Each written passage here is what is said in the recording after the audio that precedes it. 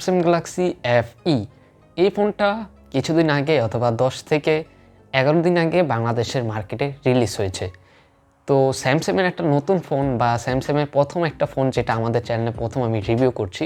Obviously আমি Samsung লাভার এবং Samsung user.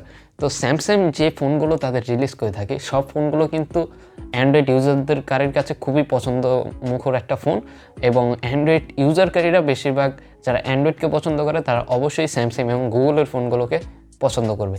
তাই আজকের ভিডিওতে আমরা স্যামসাং গ্যালাক্সি S21 FE বা বলতে পারেন ফ্যান এডিশন, যেটা S21 সিরিজ থেকে ইন্সপায়ার হয়ে তৈরি করা হয়েছে বা S21 সিরিজের মতোই তৈরি করা হয়েছে, 80% S21 সিরিজ থেকেই কপি করা। তো সেইটার বিষয়ে আজকের ভিডিওতে ফুল স্পেসিফিকেশন এবং এর রিভিউ নিয়ে আপনার সাথে কিছু টুকটাক আলোচনা করব। তাই ভিডিওটি অনেক ইম্পর্টেন্ট আপনার জন্য। যদি ভিডিওটি ভালো লাগে অবশ্যই লাইক করবেন, তবে ভিডিওটি সম্পূর্ণ দেখার পর এটা আপনাদের উপর ডিসাইড করে দিলাম। আজকের ভিডিওর লাইক এম রাখছি আমি 50টা, আশা করি সকলে এটা পূরণ করে যাবেন।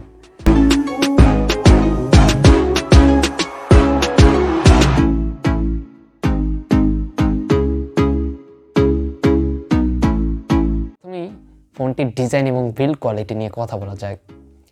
ফোনটি আমরা ক্রমশ দেখি যে স্যামসাংয়ের যে ফোনগুলো মার্কেটে আসে সেগুলো কিন্তু খুবই স্লিম। স্যামসাং সবসময় চেষ্টা করে স্লিম ফোন মার্কেটে আনার, ঠিক আছে।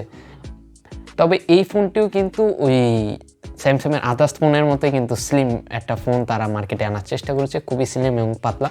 ফোনটির পেছনে থাকছে প্লাস্টিক বা কার্বনেট প্লাস্টিক যেটাই বলেন সেটা, আর ফোনটির যে ফ্রেমটা আছে সেটা অ্যালুমিনিয়ামের একটা ফ্রেম তৈরি করা হয়েছে। তো অনেকেই গ্লাস পছন্দ করে, তবে গ্লাসের যুগ কিন্তু এখন আস্তে আস্তে চলেই যাচ্ছে। আর গ্লাসের অসুবিধাটা হলো যে হাত থেকে পড়ে গেলে একটা ক্র্যাশ পড়ার বা বাদ হয়ে যাওয়ার সম্ভাবনা থাকে, ভেঙে চলে চুরমার হয়ে যায়। তবে সেই ক্ষেত্রে এখানে যে প্লাস্টিক বিল্ড দেওয়া হয়েছে সেটা কিন্তু খুবই কমফোর্টেবল, হাতে নেওয়ার পর খুবই কমফোর্টেবল একটা ফিল আসে।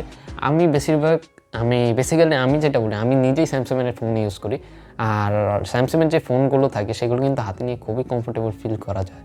আর স্যামসাংয়ের মতো আর কোনো কোম্পানিকে আমি বা কোনো কোম্পানির ফোনই আমি এরকম পাই নাই যে হাতে নিয়ে কমফোর্টেবল একটা ফিলনেস আসে।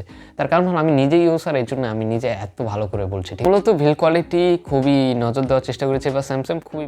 এবার কথা বলা যাক ফোনটির পোর্টস অ্যান্ড বাটনস নিয়ে। ফোনটির নিচের দিকে থাকছে সিম card slot, USB Type-C port, speaker Gill এবং মাইক্রোফোন। আর ফোনটির বাম দিক একেবারেই ফাঁকা রাখা হয়েছে, কোনো কিছুই বাম দিকে নেই। ফোনটির ডান দিকে রয়েছে ভলিউম ব্রকার এবং পাওয়ার বাটন, আর ফোনটির ওপরের দিকে থাকছে নয়েজ ক্যান্সেলেশন মাইক।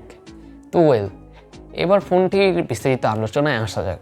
ফোনটিতে আপনারা যে সিম কার্ড স্লটটা দেখছেন সেটা ন্যানো সিম কার্ড। আর এখানে একটি দুঃখজনক বিষয় হলো আপনারা এখানে কোনো আলাদা এক্সটার্নাল কোনো মেমোরি কার্ড ইউজ করতে পারবে না। ফোনের যে ভেরিয়েন্ট আছে, ফোনের যে স্টোরেজ আছে, আপনাকে সেটাই ইউজ করতে হবে, আলাদা বা এক্সটার্নাল কোনো মেমোরি কার্ড ইউজ করতে পারবে না। আর যে Samsung Galaxy S21 FE addition সেটা কিন্তু পুরো স্যামসাং গ্যালাক্সি আমি আগেও বলেছি S21 সিরিজ থেকেই নেওয়া হয়েছে। জাস্ট কয়েকটা সফটওয়্যার বা কিছু জিনিস এটাতে নতুন ইমপ্লিমেন্ট করা হয়েছে, আর 80% কিন্তু স্যামসাং গ্যালাক্সি S21 সিরিজ থেকেই নেওয়া, ঠিক আছে।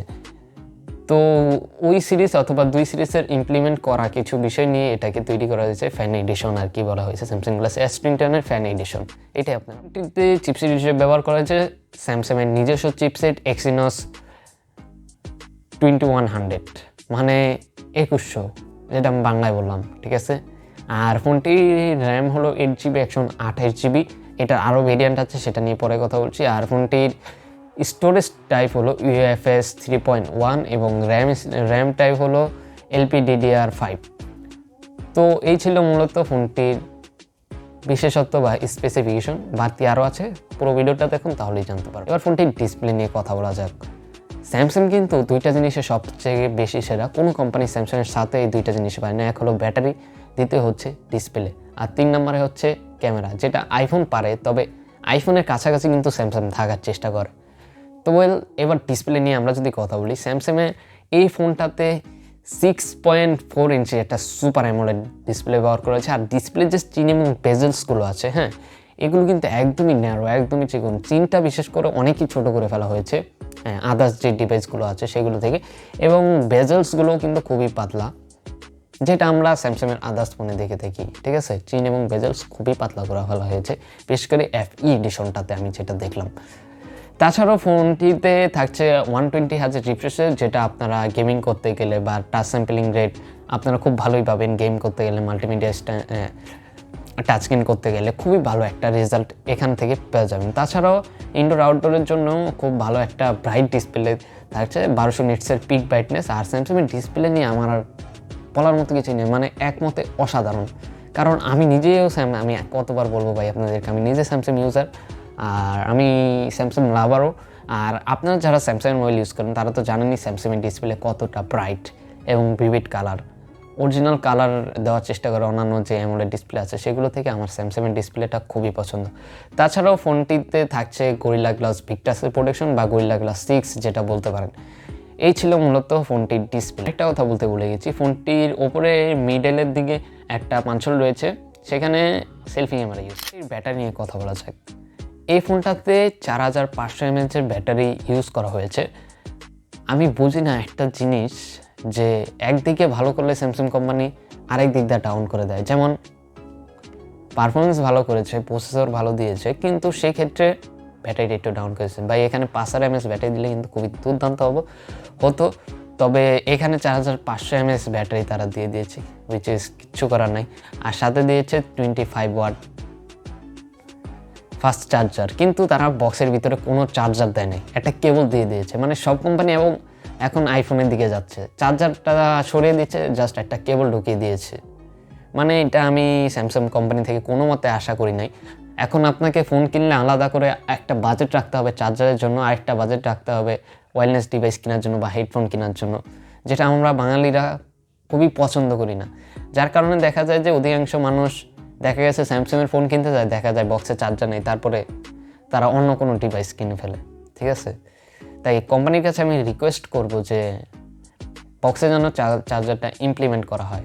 আমরা যারা ইউজার আছি, নর্মাল ইউজার, তাদের কিন্তু খুবই সুবিধা হয়, আলাদা চার্জার কেনা লাগে না। অনেকজন অনেক প্রবলেম দেখা যায়, কেউ দেখা গেছে যে নর্মাল একটা চার্জার কিনে ফেলে বাজার থেকে, পরে দেখা যায় ফোনের অনেক সমস্যা হয়, ঠিক আছে। তো যারা ফোনটা কিনবেন তারা একটা ভালো USB বা চার্জার যেটা আছে পোর্ট সেটা একটা ভালো মানের কেনার চেষ্টা করবেন, ঠিক আছে। OS বা UI নিয়ে কথা বললে, এটাতে আউট অফ দ্য বক্স আপনার Android 12 পেয়ে যাবেন, যেটা Android 11 ছিল ওই ডিভাইসে। S21 এবং S20 আলাদা Android 11 ছিল, এটাতে Android 12 ভার্সন আপনারা পেয়ে যাবেন আউট অফ দ্য বক্স। তাছাড়াও এই ফোনে স্যামসাংয়ের লেটেস্ট UI 4.0 আপডেটটা পেয়ে যাবেন, ঠিক আছে। তো স্যামসাংয়ের কিছুদিন আগে UI আপডেট এসেছে, আর স্যামসাংয়ের UI কিন্তু সব UI থেকে ক্লিন এবং নিট। আমার কাছে বিশেষ করে স্যামসাংয়ের ফোন এই জন্যই পছন্দ, স্যামসাংয়ের UI একদমই ক্লিন, আর যেটা কিন্তু যে কোনো অ্যান্ড্রয়েড ইউজারকারীর কাছে খুবই ফ্রেন্ডলি মনে হবে, ঠিক আছে এই UIটা। আর তাছাড়াও এই ফোনে থাকছে NFC, ডুয়েল ব্যান্ড ওয়াইফাই, তাছাড়াও আদার্স অনেক অপশন। এবার ফোনটির সেন্সর নিয়ে কথা বলা যাক। সেন্সর কাজের যে সেন্সরগুলো আমাদের দরকার ডেলি ইউজে, সব সেন্সরগুলোই রয়েছে। তাছাড়াও ফিঙ্গারপ্রিন্ট সেন্সরটা ইন ডিসপ্লেতে দেওয়া হয়েছে, ইন ডিসপ্লে ফিঙ্গারপ্রিন্ট, যেটা যথেষ্ট ফাস্ট ছিল। তাছাড়াও ফেস সেন্সরটাও ভালোই কাজ করছিল। আর একটা বিশেষ দিক রয়েছে, IP60 সাপোর্ট রয়েছে, যেটাতে আপনি পানিতে পড়ে গেল বা পানিতে আপনি মোবাইলটা মনে করেন একটু ময়লা হয়ে গেছে, আপনি জাস্ট ধুয়ে নিলেন মোবাইলটা, এই আর কি। IP60 রেজিস্টার করা মোবাইলটা, এটা পানিতে ফেললেও কিছু হবে না। এটাই ছিল ফোনটির বিষয়। এবার ফোনটির আকর্ষণ যেটা আমরা দেখে থাকি স্যামসাংয়ের ফোন, ক্যামেরায় আসা যাক। ফোনটিতে ক্যামেরা হিসেবে 12 মেগাপিক্সেল এবং 8 মেগাপিক্সেলের ক্যামেরা ব্যবহার করা হয়েছে। 12 মেগাপিক্সেলের আলট্রা ওয়াইড, 12 মেগাপিক্সেলের প্রাইমারি এবং 8 মেগাপিক্সেলের টেলিফোটো লেন্স ব্যবহার করা হয়েছে, যেটাতে 3x অপটিক্যাল জুম রয়েছে। সেলফি ক্যামেরার কথা বললে প্রথমে যে পাঞ্চলটা আছে ডিসপ্লের উপর, সেটাতে 32 মেগাপিক্সেলের একটা সেলফি ক্যামেরা রয়েছে, যেটাতে খুব অনেক ফাংশন রয়েছে, যেটা আপনারা বিস্তারিত গুগলে সার্চ করলে পেয়ে যাবেন, আমি আর বিস্তারিত না। তো এবার আসা যাক ফোনটির প্রাইস নিয়ে। বাংলাদেশে এই ফোনটি 70,000 টাকার কাছাকাছি প্রাইসে রিলিজ করা হয়েছে, আর ইন্ডিয়াতে এটার 8GB 128GB ভেরিয়েন্ট 55,000 রুপি রাখা হয়েছে, এবং 8GB 256GB ভেরিয়েন্ট 60,000 টাকার মতো রাখা হয়েছে। তো এই ছিল ফোনের বিস্তারিত রিভিউ। আর আমি যদি বলি ফোনটির খারাপ দিক দিয়ে যদি বলি, তাহলে এই ফোনে খারাপ দিক বলতে আমি প্রথম যে দিক বলবো সেটা হলো বক্সে চার্জার নাই, ঠিক ঠিক আছে, বক্সের চার্জার নাই, এটা আমার কাছে খুবই খারাপ লেগেছে। দ্বিতীয়ত হলো 3.5mm অডিও জ্যাক, যেটা অনেক কোম্পানি এখন বিলুপ্ত করে দিচ্ছে মোবাইল থেকে। আর এসডি কার্ড মাউন্ট করা যাচ্ছে না। যতই মোবাইলে স্টোরেজ থাকুক, আমাদের আমরা অনেকে ছবি তুলি, জাস্ট ওই 256 জিবিও ভরে যায়। আমরা এমন হয়ে গেছে আস্তে আস্তে, যখন আমরা দেখি যে মোবাইলের মেমোরি বেশি থাকে, তখন আমরা বেশি করে ছবি তুলি, যার কারণে মোবাইলটা একটু স্লো হয়ে যায়। তাই আমার মনে হয় একটা এসডি কার্ড মাউন্ট করা গেলে ভালো হতো। তবে সেক্ষেত্রে আপনি বেস ভেরিয়েন্টটা কিনে নিলে আমার মনে হয় না আপনার মেমোরি কার্ডের প্রয়োজন পড়বে, আর মেমোরি কার্ড এমনি ফোনকে স্লো করে ফেলে। তো যাই হোক, এই ছিল মূলত S21 FE নিয়ে বিস্তারিত। তো ভিডিও কেমন লাগলো অবশ্যই কমেন্টে জানাবেন। চ্যানেল নতুন হলে সাবস্ক্রাইব করতে পারেন, কারণ এরকম ভিডিও আপনাদের জন্যই নিয়ে আসি। চ্যানেল নতুন হলে সাবস্ক্রাইব করবেন। দেখা হচ্ছে অন্য কোনো ভিডিওতে, অন্য কোনো ইনফরমেটিভ মোবাইল রিভিউ এবং টিপ অ্যান্ড ট্রিক্স নিয়ে। ততক্ষণ পর্যন্ত আমার চ্যানেলটাকে সাবস্ক্রাইব করতে পারেন এবং আমাদের পেজে ফলো করতে পারেন। পেজের লিঙ্ক থাকবে ভিডিও ডেসক্রিপশনে। সকলেই ভালো থাকবেন, সুস্থ থাকবেন এবং টেকনোলজি টাচ ফ্যামিলির সাথে সদা সর্বদা কানেক্টেড থাকবেন। Stay tune, stay safe. আসসালামু আলাইকুম।